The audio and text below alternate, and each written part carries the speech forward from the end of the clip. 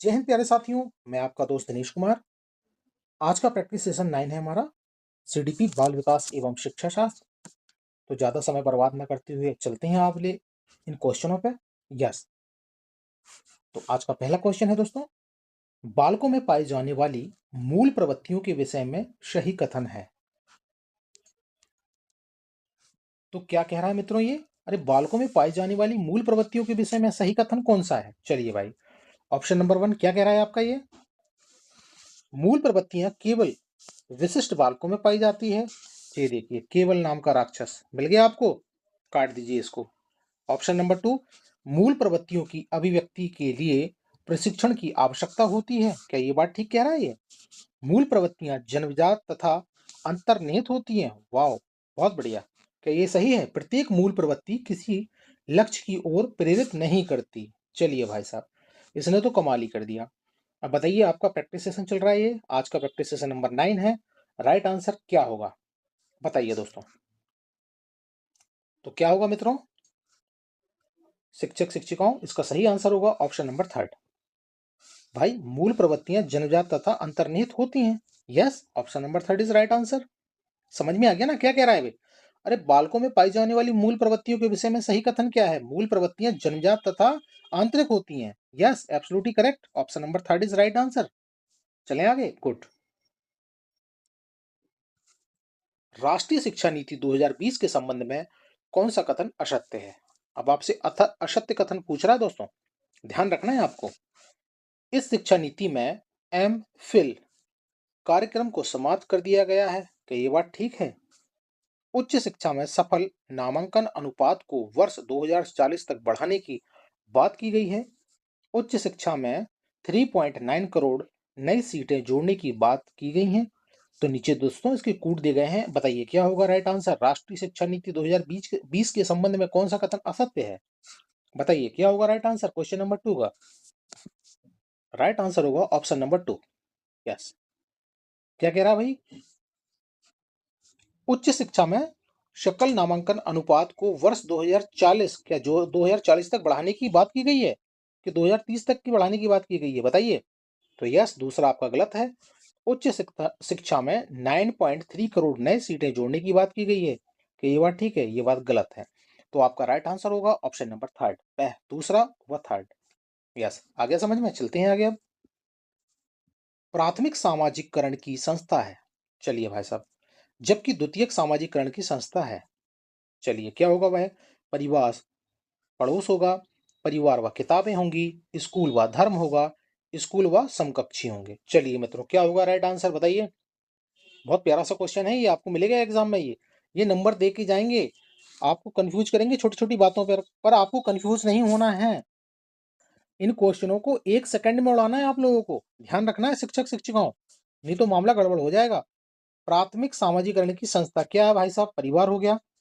जबकि द्वितीयक सामाजिकरण की संस्था कौन सा हो गया? पड़ोस हो गया। भाई परिवार और आस पड़ोस। यस, प्राथमिक परिवार और द्वितीयक आपका आस पड़ोस हो गया। Option number 1 is right answer.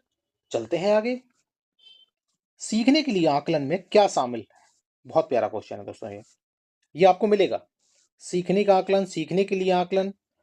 अब आप बताइए, सीखने सिखाने से पहले के दौरान व बाद में मूल्यांकन करना चाहिए कि यह बात ठीक है?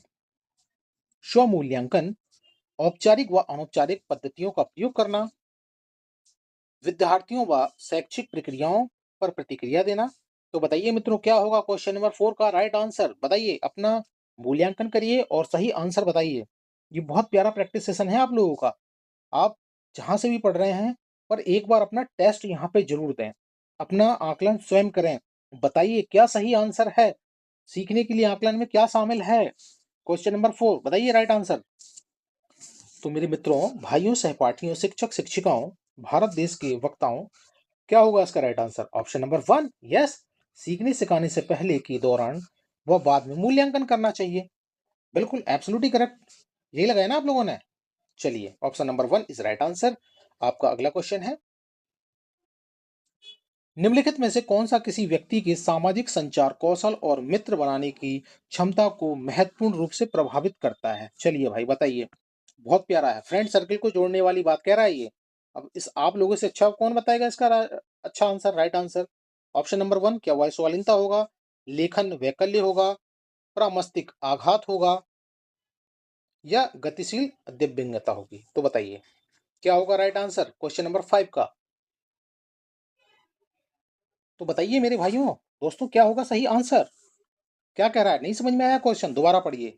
भाई, कौन सी चीज है किसी व्यक्ति के सामाजिक संचार कौशल और मित्र बनाने की क्षमता को महत्वपूर्ण रूप से प्रभावित करता है? बताइए क्या होगा? अरे, प्रमस्तिष्कीय आघात।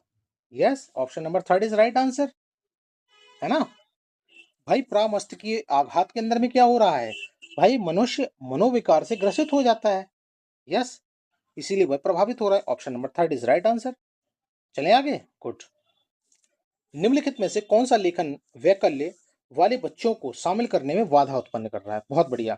मूल्यांकन के लिए लिखित कार्य अनिवार्य करना, नोट्स बनाने और विचार साझा करने के लिए अतिरिक्त समय देना, कक्षा की नोट्स की टाइप की गई प्रतिलियां उपलब्ध कराना, कक्षा में ऑडियो रिकॉर्डर या लैपटॉप उपलब्ध कराना। तो बताइए दोस्तों क्या कह रहा है? ये क्वेश्चन दोबारा पढ़ लीजिए। भाई, निम्न में से वह कौन है लेखन वैकल्य वाले बच्चे या विद्यार्थी शामिल करने में बाधा उत्पन्न कर रहे हैं? तो कौन से बच्चे होंगे भाई, और क्या होगा उसका ऑप्शंस? राइट, बताइए क्वेश्चन नंबर 6 का राइट आंसर क्या होगा? अरे, ऑप्शन नंबर 1 मूल्यांकन के लिए लिखित कार्य अनिवार्य करना। Yes, option number 1 is right answer. उन विद्यार्थियों के सफल समावेशन के लिए जिन्हें श्रवण बाधिता, भाई सुनने में दिक्कत हो रही है, एक शिक्षिका को क्या करना चाहिए? क्या उन्हें सांकेतिक भाषा के प्रयोग को प्रोत्साहित करना चाहिए या हतोत्साहित करना चाहिए? व्यापक रूप से मौखिक स्पष्टीकरण का प्रयोग करना चाहिए? व्याख्यान की ऑडियो टेप का प्रावधान?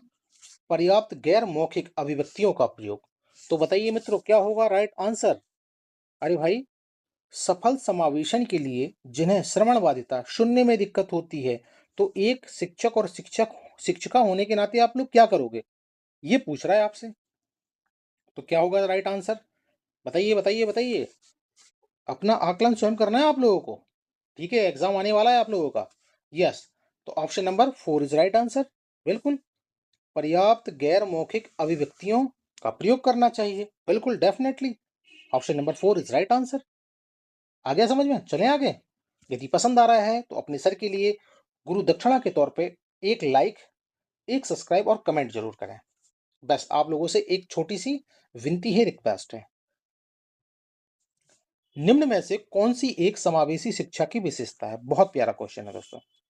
किसके बारे में पूछ रहा है? समावेशी शिक्षा की विशेषता है। चलिए ऑप्शन पढ़ते हैं, आप लोग इसका राइट आंसर बता दोगे मुझे लग रहा है। कक्षा में विभिन्नता का सम्मान करना, ये बात तो ठीक लग रही है। शिक्षक की इनपुट को प्रोत्साहित करना, खेलों का विशेष आयोजन कराना, विशेष समूह में अध्यापकों को शामिल करना। चलिए मित्रों क्या होगा सही आंसर बताइए। एक समावेशी शिक्षा की विशेषता है या कौन सी वह समावेशी शिक्षा की विशेषता है? अरे भाई, आप अपनी क्लास में, आप अपनी स्कूल में, आप लोगों के बारे में कह रहा हूं मैं। भाई, कक्षा में क्या करोगे? विभिन्नता का सम्मान करोगे। Yes, option number 1 is right answer. लगाया ना आप लोगों ने? सही लगाया। गुड गुड गुड, बहुत बढ़िया। चलिए आगे चलते हैं अब। यस, क्वेश्चन नंबर 9, निम्नलिखित कथन पर ध्यान दीजिए। चलिए भाई, फल और सब्जी बेचने वालों के बच्चे अपने साथियों की तुलना में संख्याओं का योग करना जल्दी सीख जाते हैं। बिल्कुल भाई, क्योंकि उन्होंने सुबह से ही स्ट्रगल सीखा है, सीख जाते हैं, बिल्कुल सीखते हैं, ये बात तो सही है। अब सीखना सामाजिक सांस्कृतिक संदर्भ में होता है, ये बात तो ठीक लग रही है। सीखना स्कूल के बाहर नहीं हो सकता, ये बात तो गलत कह दिया भाई। पाठ्यचर्या असंदर्भित होनी चाहिए, पाठ्यचर्या केंद्रीकृत होनी चाहिए। तो बताइए मेरे शेर शेरनियों, मास्टर मास्टराइयों, क्या होगा सही आंसर? बताइए मेरे चीतों। अरे भाई, सीधे है, इसका option number 1 is right answer. क्या कह रहा है? सीखना सामाजिक सांस्कृतिक संदर्भ में होता है। बिल्कुल।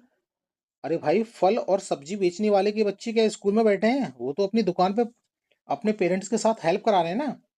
तो वो गणना करना, संख्या पद्धति को बहुत जल्दी सीख जाते हैं। यस, योग करना, भाग करना, गुणा करना, ये बहुत जल्दी सीख जाते हैं वो, डेफिनेटली। चलिए अगला क्वेश्चन है आपका, एक शिक्षिका को अपनी कक्षा में विद्यार्थियों की सांस्कृतिक विविधता को किस प्रकार देखना चाहिए। बहुत प्यारा क्वेश्चन है दोस्तों ये। सीखने की प्रक्रिया में बाधा के तौर पे? नहीं, ये तो गलत है। विद्यार्थियों में कमी अधिगम प्रक्रिया के लिए अप्रासंगिक है, गुण जिन्हें बढ़ावा देना चाहिए। तो बताइए मित्रों क्या होगा क्वेश्चन नंबर 10 का राइट आंसर? बताइए बताइए बताइए मेरे शेर शेरनियों, क्वेश्चन नंबर 10 का राइट आंसर क्या होगा? नहीं समझ में आया, दोबारा पढ़ लो। एक शिक्षिका को अपनी कक्षा में विद्यार्थियों की सांस्कृतिक विविधता को किस प्रकार देखना चाहिए? भाई option number 2 is right answer. अब क्यों होगा उसका दूसरा आंसर? सुनिए, समझिए भाई। भाई एक शिक्षिका है नेहा नाम की, जो अपनी कक्षा में विद्यार्थियों की सांस्कृतिक विविधता को विद्यार्थियों में कमी के रूप में देखती है, देखना चाह रही है। यस, विद्यार्थियों में सांस्कृतिक समानता होनी चाहिए ताकि विद्यालय में समानता एवं सप्रेम एक आपसी भाईचारा की भावना उत्पन्न हो।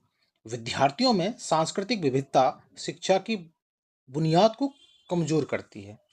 यस, समझ में आ गया? Option number 2 is right answer. अगला क्वेश्चन है वो आपका, माध्यमिक कक्षा के विद्यार्थियों को अभिप्रेरणा क्या करना भाई साहब? अभिप्रेरणा प्रदान करने हेतु उत्तम उपाय क्या होगा? बहुत बढ़िया क्वेश्चन है। अच्छा भाषण देना, अभिभावकों से शिकायत करना, ये नहीं करना दोस्तों, नवाचारों का प्रयोग करना, विद्यार्थी आदर्शों का पाठ पढ़ाना। बहुत बढ़िया। तो बताइए क्या होगा दोस्तों सही आंसर? अरे माध्यमिक शिक्षा के विद्यार्थियों को अभिप्रेरणा प्रदान करना है आप लोगों को, तो उसके लिए सबसे उत्तम उपाय क्या होगा बताइए शिक्षक शिक्षिकाओं? तो दोस्तों इसका सही आंसर होगा ऑप्शन नंबर 3, नवाचारों का प्रयोग करना है ना, नई नई चीजों का, नए नए वाक्यों का, नए नए वक्तव्यों का, नए नए भाषणों का, अच्छी अच्छी चीजों के द्वारा ही तो आप लोग करोगे ना। तो yes, option number 3 is right answer. चले आगे। छोटे बच्चों के सामाजिकरण में किसके बारे में पूछ रहा भाई साहब? छोटे बच्चों के सामाजिकरण में खेलों द्वारा जो लाभ मिलता है वह क्या होता है? भाई बालक के शारीरिक एवं गामक विकासों को बढ़ावा मिलता है, बालक की क्रियाओं का अन्य बालकों की तुलना में मूल्यांकन हो सकता है, बालक सामाजिक प्रत्याशाओं के अनुकूल समायोजित सीख लेते हैं, बालक शारीरिक रूप से विश्राम पा लेते हैं। तो बताइए मित्रों क्या होगा राइट आंसर क्वेश्चन नंबर 12 का? क्या कह रहा है ये आपसे? अरे छोटे बच्चों के सामाजिकरण में खेलों द्वारा जो लाभ प्राप्त होता है, क्या लाभ प्राप्त होगा बात दोस्तों? अरे भाई साहब, बालक सामाजिक प्रत्याशाओं के अनुकूल समायोजन सीख लेते हैं। Yes, option number 3 is right answer. विद्यार्थी नैतिक शिक्षा को तब ही ग्रहण कर सकते हैं जब, चलिए भाई, भाई विद्यार्थी नैतिक शिक्षा को तब ही ग्रहण कर सकते हैं, ये तब पूछ रहा है क्या है? नैतिक शिक्षा को पाठ्यक्रम से जोड़ दिया जाए, क्या तब? शिक्षक उस समय उसका उच्चारण करे, परीक्षा में इससे संबंधित प्रश्न पूछा जाए, नैतिक शिक्षा सबके लिए अनिवार्य कर दी जाए। तो बताइए मित्रों क्या होगा सही आंसर क्वेश्चन नंबर 13 का? तो राइट आंसर होगा ऑप्शन नंबर 2, शिक्षक स्वयं उसका आचरण करे। अरे गुरुदेवियों, आप जब शिक्षक बन जाओगे, आप तो शिक्षक बन चुके ही हो, नैतिक शिक्षा को तब ग्रहण कर सकते हो जब स्वयं आप लोग खुद उसका आचरण पालन करोगे। Yes, option number 2 is right answer. बहुत प्यारा क्वेश्चन है ये, आपके नैतिक जीवन के ऊपर में भी है। आगे चलें अब। प्रगतिशील शिक्षा के प्रमुख पक्षधर जॉन डीवी महोदय। बहुत बढ़िया। सैद्धांतिक आवश्यकता, मनोवैज्ञानिक आवश्यकता, व्यक्तिक आवश्यकता, सामाजिक आवश्यकता। तो बताइए क्या होगा सही आंसर? भाई किसके बारे में पूछ रहा है प्रगतिशील शिक्षा? इसके बारे में किसने पक्ष रखा था? जॉन डीवी महोदय ने। तो क्या होगा इसका सही आंसर बताइए बताइए? अरे भाई साहब ऑप्शन नंबर 2, मनोवैज्ञानिक आवश्यकता। Yes, option number 2 is right answer. Question number 15, पाठ्यक्रम यदि समाज के प्रति अपने दायित्व की पूर्ति में सहायता या सहायक है तो विद्यालय को अनिवार्य रूप से होना चाहिए। भाई क्या होना चाहिए? दोबारा पढ़ूं इस क्वेश्चन को, नहीं समझ में आया? चलिए ऑप्शन पढ़ते हैं पहले। विद्यार्थियों की परिवर्तित आवश्यकताओं के अनुरूप विद्यालय की शिक्षण व्यवस्था में भी तर्कसंगत परिवर्तन करें। क्या ये बात ठीक है?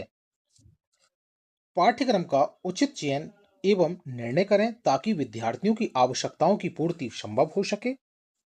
ऑप्शन नंबर थर्ड, उन पाठ्य पुस्तकों का चुनाव करें जो प्राथमिकता के आधार पर विद्यार्थियों की बुनियादी आवश्यकताओं की पूर्ति में सहायक हों। विद्यार्थियों की बुनियादी आवश्यकताओं का निर्धारण करें तथा उसके या उनके अनुकूल पाठ्यक्रम का निर्माण करें। तो बताइए मित्रों, क्या होगा? बड़ा सा क्वेश्चन है, घबराना नहीं है। दोबारा फिर से पढ़ लीजिए और राइट आंसर पे पहुंचिए। क्या कह रहा है क्वेश्चन? नहीं समझ में आया ना? दोबारा पढ़ लीजिए।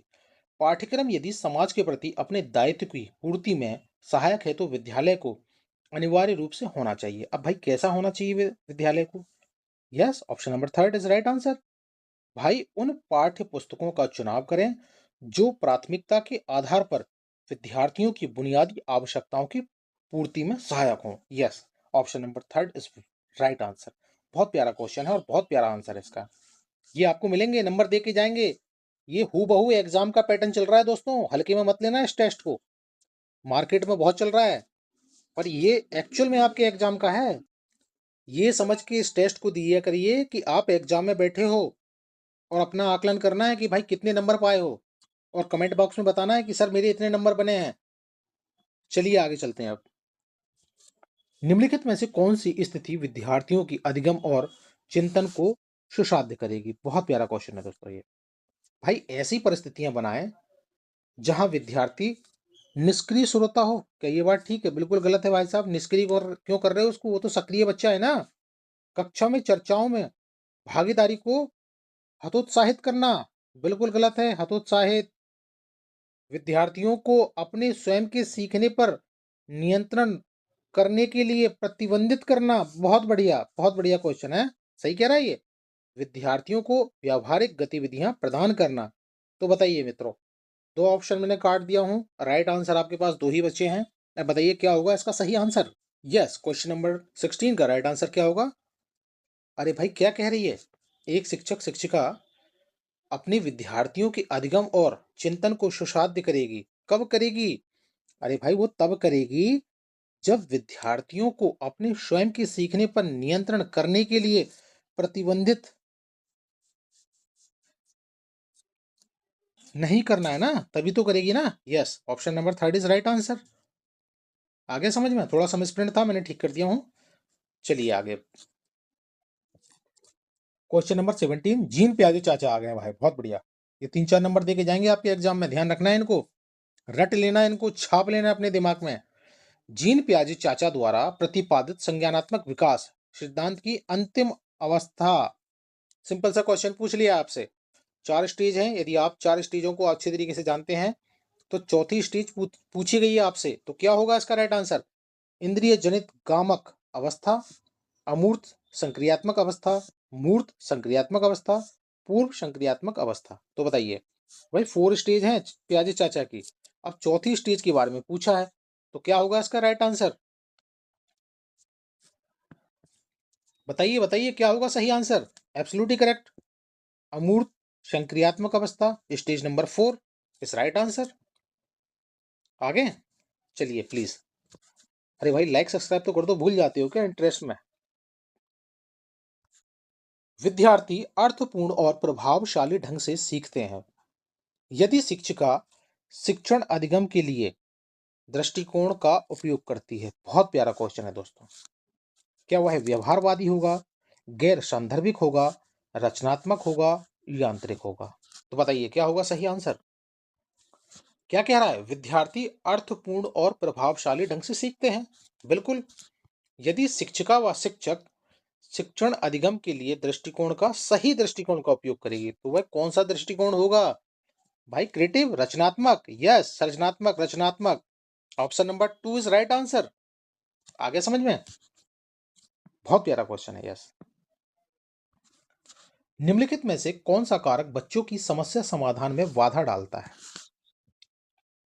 ओके, समस्याओं का दृश्य प्रतिनिधित्व, कार्यात्मक स्थिरता पर ध्यान, उपमाओं का प्रयोग, समस्या को भागों में तोड़ना। तो बताइए दोस्तों क्या होगा सही आंसर?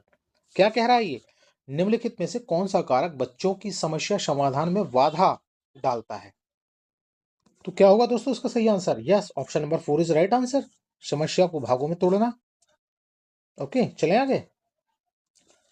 जब समावेशी शिक्षा के अंतर्गत अधिक से अधिक प्रभावशाली तथा सामान्य बालकों की सीमाओं को समाप्त कर जन साधारण के मध्य शिक्षा ग्रहण करने के अवसर दिए जाते हैं, तो यह प्रतिक्रिया कहला जाती है। क्या कहलाई जाती है? व्यवहारीकरण, सामान्यकरण, उत्तरदायीकरण या अमान्यकरण। तो बताइए दोस्तों क्या होगा सही आंसर क्वेश्चन नंबर 20 का? बताइए बताइए क्या होगा सही आंसर? यस, ऑप्शन नंबर 2 सामान्यकरण। Option number 2 is right answer.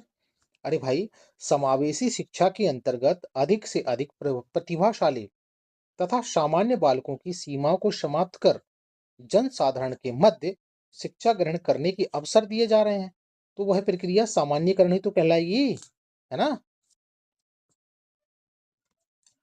एक बालक के विकास के सिद्धांतों को समझ एक शिक्षक की किस प्रकार सहायता करता है या करती है? चलिए बताइए दोस्तों क्या होगा? भाई, छात्र के सामाजिक स्तर की पहचान करने में, छात्र की आर्थिक पृष्ठभूमि की पहचान करने में, कि भाई इसके पेरेंट्स करोड़पति हैं, लखपति हैं या रोड़पति हैं, कि ये बात ठीक लग रही है? यह समझने के लिए कि छात्र को किस प्रकार पढ़ाया जाए, क्या ये बात ठीक है? सीखने के अनुसार छात्रों को पढ़ाने में। तो बताइए मित्रों क्या होगा 21 का राइट आंसर? बताइए। भाई, उनकी क्षमता के हिसाब से ही तो बताओगे ना, कि बच्चा किस तरीके से सीख रहा है, उसके हिसाब से ही तो बताओगे। Option number 4 is right answer. क्यों कंफ्यूज हो रहे हो भाई? सीखने के अनुसार छात्रों को पढ़ाने में। बच्चा जिस ढंग से सीखेगा, खेल खेल में सीख रहा है, कहानी के तौर पे सीख रहा है, क्रिएटिविटी करके सीख रहा है, तो आप उसी तरीके से तो पढ़ाओगे ना। क्यों भाई, शिक्षक शिक्षिकाओं, सही कह रहा हूं ना? Yes, option number 4 is right answer. आपका अगला क्वेश्चन है, प्रभावशाली अधिगम में मनोवैज्ञानिक शक्तियां शिक्षण को सहायता प्रदान कर विद्यार्थियों के व्यवहार तथा अधिगम के लक्ष्यों को सुनिश्चित करती है। इन व्यवहारों तथा अधिगम का लक्ष्य नहीं है। चलिए भाई, क्या वह ज्ञानात्मक होगा, संवेदात्मक होगा, क्रियात्मक होगा या भावनात्मक होगा? तो बताइए मित्रों क्वेश्चन नंबर 22 का राइट आंसर क्या होगा? Option number 3 संवेदात्मक। यश, समझ में आया नहीं समझ में आया? क्या कह रहा है क्वेश्चन? अरे, प्रभावशाली अधिगम में मनोवैज्ञानिक शक्तियां शिक्षण को सहायता प्रदान कर विद्यार्थियों के व्यवहार तथा अधिगम के लक्ष्यों को सुनिश्चित करती है। इन व्यवहारों तथा अधिगम का लक्ष्य क्या नहीं है? तो वह संवेदनात्मक नहीं है ना। Yes, option number 3 is right answer. चले आगे। विद्यार्थियों को उनके कार्यों की प्रतिपुष्टि देने के साथ उन मानकों को स्थापित करना जिनको पाने के लिए वे प्रयासरत रहते हैं। बताइए क्या कार्य होंगे वह? सुनियोजित मापन, सुनियोजित आकलन, सुनियोजित अभिप्रेरणा, सुनियोजित प्रयोगशाला। तो बताइए दोस्तों क्या होगा क्वेश्चन नंबर 23 का राइट आंसर? अरे भाई, विद्यार्थियों को उनके कार्यों की प्रतिपुष्टि देने के साथ उन मानकों को स्थापित करना जिनको पाने के लिए वह प्रयासरत है ना, एक्टिव है ना। तो क्या होगा इसका राइट आंसर क्वेश्चन नंबर 23 का? 23 का राइट आंसर होगा ऑप्शन नंबर 2। यस, सुनियोजित आकलन कर रहे हो ना। Option number 2 is right answer. निम्नलिखित में से कौन सी रणनीति बच्चों को सार्थक रूप से, किसके बारे में कह रहा भाई? बच्चों को सार्थक रूप से सीखने के लिए प्रेरित करने में सहायक नहीं है। नहीं के ऊपर ध्यान देना दोस्तों। ऑप्शन नंबर 1 निपुणता उन्मुख लक्ष्यों को प्रोत्साहित करना, सहयोगी शिक्षण लोकाचार बनाना, सकारात्मक विद्यार्थी शिक्षक संबंधों को बढ़ावा देना, विद्यार्थियों में क्षमता को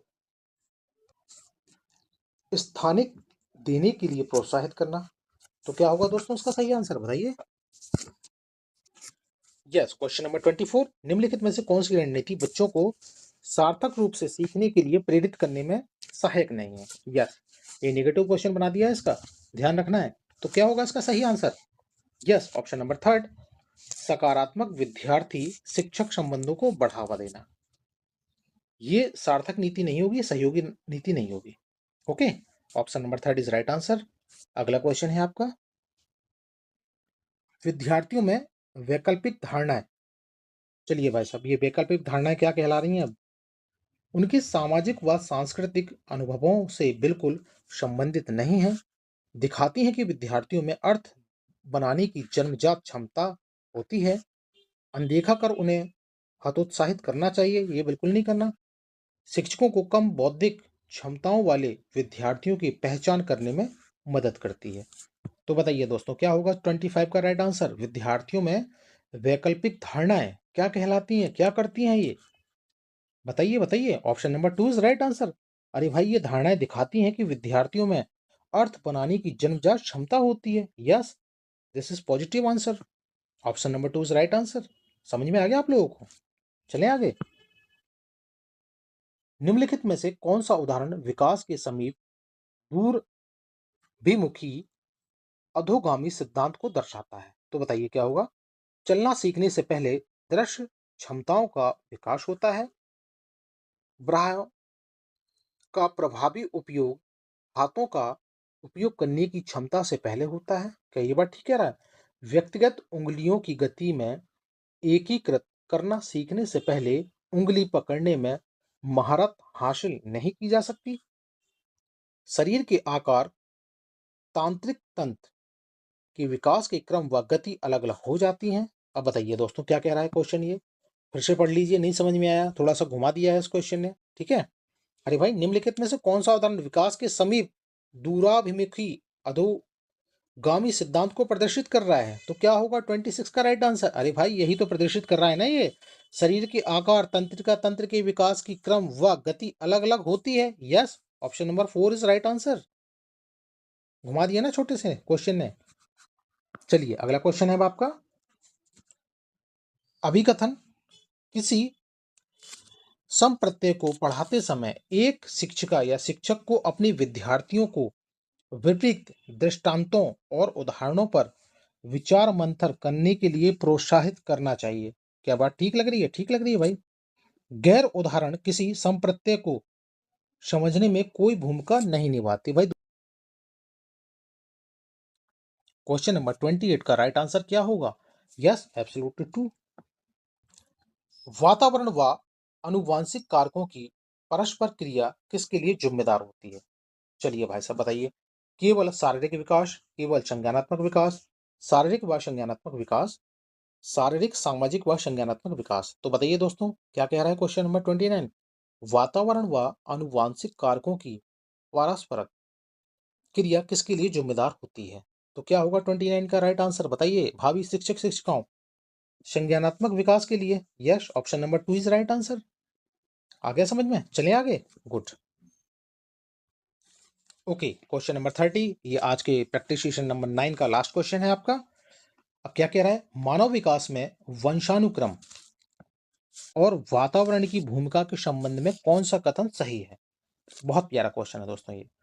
तो क्या कह रहा है? वातावरण की भूमिका लगभग स्थायी है, जबकि वंशानुक्रम के प्रभाव को बदला जा सकता है। कि ये बात ठीक लग रही है?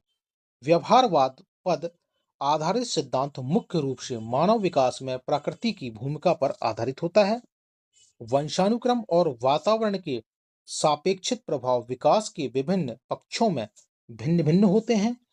भारत सरकार की क्षतिपूरक पक्षपात की नीति मानव विकास पर प्रकृति के प्रभाव पर आधारित है। क्या ये बात ठीक है? क्या है भाई? क्वेश्चन नंबर 30 का राइट आंसर है। इसका तो कोई लेना देना नहीं है। अब आपके पास 3 ऑप्शन बते हैं, राइट आंसर बताइए क्या होगा।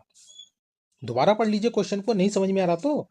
अरे, मानव विकास में वंशानुक्रम और वातावरण की भूमिका के संबंध में कौन सा कथन सही है?